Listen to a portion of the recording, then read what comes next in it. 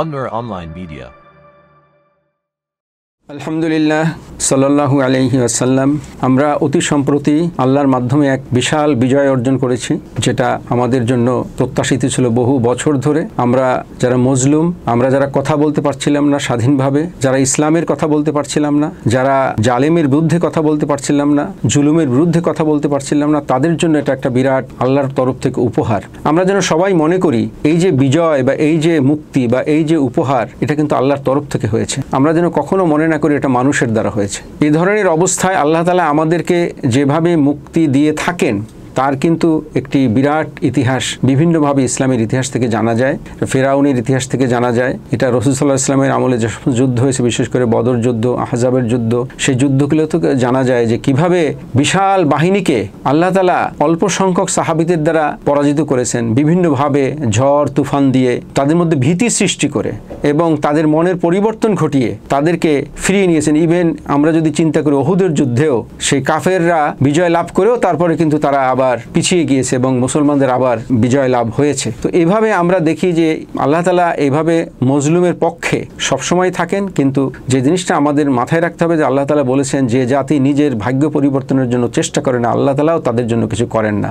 সুতরাং আমরা এই চেষ্টা করেছিলাম। আমাদের কিছু আবাবিল পাখি যারা বুকের রক্ত ঢেলে, যারা গুলির সামনে নিজেদের বুক পেতে এই ছাত্র জনতা যারা এই জালিম শাসকের সামনে দাঁড়িয়ে এই ধরনের মুক্তি অর্জনে সহায়তা করেছেন, তাদের প্রতি বিনম্র শ্রদ্ধা। আল্লাহ যেন তাদের এই প্রচেষ্টার জন্য এই মৃত্যুগুলো এবং যারা আহত হয়েছেন তাদের সবার, এবং যারা অনেক রকমের কষ্ট স্বীকার করেছেন তাদের সবাইকে যেন উত্তম প্রতিদান দান করেন, আমরা সেই দোয়া করি। এখন আমাদের করণীয় কি? আমাদের করণীয় হলো আমরা যেন এই বিজয়কে ধরে রাখতে পারি এবং আজকে যে পরিবেশ সৃষ্টি হয়েছে সেই পরিবেশে আমরা এখন মুক্ত মনে কথা বলতে পারি, আমরা ইসলামের জন্য দাওয়াত দিতে পারি।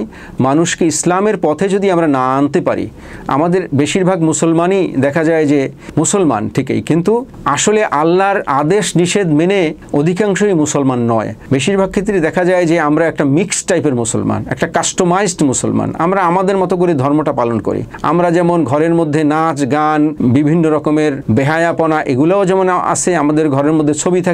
আমরা সুদ খাই, সুদকে আমরা হারাম মনে করি না। আমরা বিভিন্নভাবে হারাম জিনিসকে আমরা নিজেদের কাছে হালাল করে নিয়েছি। আবার আমরা নামাজও পড়ি, রোজাও রাখি। এইভাবে যে ইসলাম ধর্মটা সমাজের মধ্যে যেভাবে আছে, তাতে করে এই দেশকে কখনো ইসলামের পথে এগিয়ে নিয়ে যাওয়া সম্ভব নয়। সেখানে আমাদের আলেম সমাজ এবং যারা বিভিন্ন ধরনের ইসলামী দল করেন, তাদের একতাবদ্ধ হয়ে ইসলামকে প্রতি ঘরে ঘরে পৌঁছে দেওয়ার একটি দাওয়াত সৃষ্টি করতে হবে এবং দাওয়াত দিতে হবে, যাতে মানুষ ইসলামকে সঠিকভাবে বোঝে এবং মতপার্থক্যগুলো ভুলে গিয়ে মানুষ যেন এক প্ল্যাটফর্মে এসে ইসলামের জন্য, আল্লাহর জন্য কাজ করে। আমরা কোনো দলের দাস নই, আমরা আল্লাহর দাস। আমরা কোনো মতের দাস নই, আমরা আল্লাহর মতের দাস। সুতরাং আমরা আল্লাহর যদি দাসত্ব করতে পারি, তাহলে অবশ্যই ইসলামকে আমরা বিজয়ী হিসেবে এই দেশে দেখতে পাবো। সুতরাং আমরা এখন যদি সবাই মিলে, আমাদেরকে মানুষের প্রতি ধৈর্যশীল হতে হবে। আমরা যেন কোনো অন্যায় অবিচারের দ্বারা মানুষকে ক্ষতিগ্রস্ত না করি এবং কোনোভাবে প্রতিশোধ স্পৃহা নিয়ে যেন মানুষের প্রতি ঝাঁপিয়ে না পড়ি। আমাদেরকে সেক্ষেত্রে সতর্ক থাকতে হবে। এটাই ইসলামের সৌন্দর্য।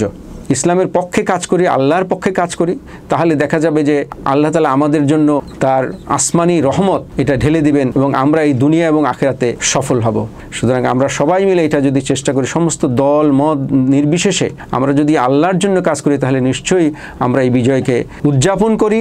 এছাড়া আমরা এই বিজয়ে বেশি উল্লাসিত হয়ে বিভিন্ন ধরনের দাঙ্গা হাঙ্গামা করে কিন্তু আমরা ইসলামের যে সৌন্দর্য সেটাকে কিন্তু নষ্ট করতেছি। সেই জন্য আমরা মানুষের প্রতি সহনশীল হতে হবে, ধৈর্য ধরতে হবে এবং আমাদের এই বিজয়কে সঠিকভাবে মানুষের ঘরে ঘরে পৌঁছে দিতে হবে এবং ইসলামের দাওয়াত দিয়ে মানুষকে ইসলামের পথে নিয়ে আসতে হবে। মহান আল্লাহ তাআলা আমাদেরকে সেই তৌফিক দান করুন, আমিন।